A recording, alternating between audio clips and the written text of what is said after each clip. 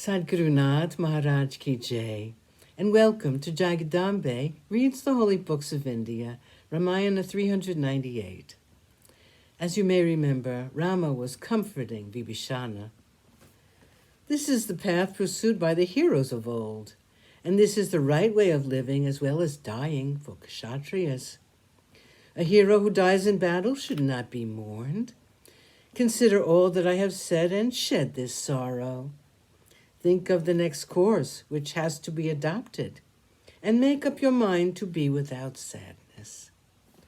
Vibhishana said, "This, my brother, could not be defeated by anyone.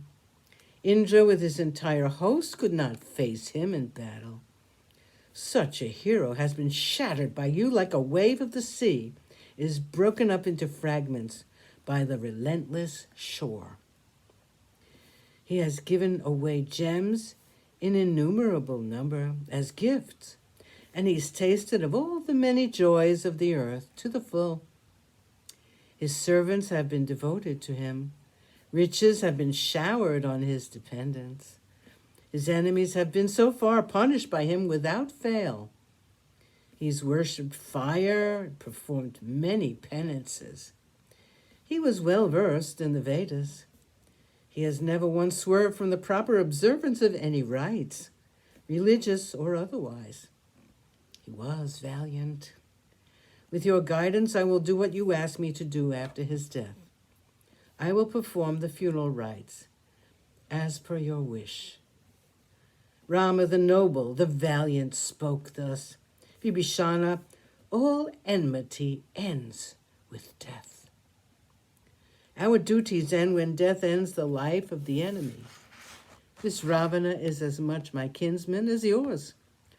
Perform the funeral rites for him." News had spread like wildfire, and the city of Lanka was a city of woe. Myriads of women from the Antapura of the great Ravana rushed to the field, and they fell on the ground, covered by arrows and with blood. They were calling out to him piteously.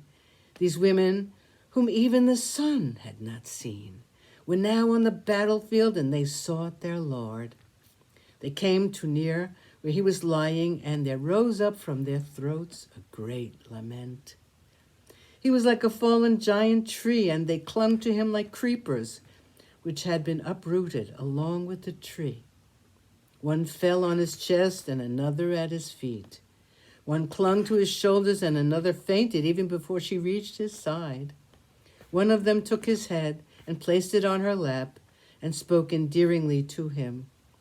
They wailed in despair, and it was piteous to watch them. They said, "This our Lord has driven Indra away in battle. Yama could not face him. Kubera lost his wealth and his vimana to our king. And the many Gandharvas and Rishis were helpless in the presence of our king. He was a source of danger to every one of them, and such a hero was lying on the ground dead. Our Lord has been granted immunity from death at the hands of the celestials, and he was killed by a mere man, who was treated by our Lord with supreme contempt, has now proved to be the better fighter of the two. He has killed our Lord. If only he had listened to the words of his mentors, he would not be lying dead like this.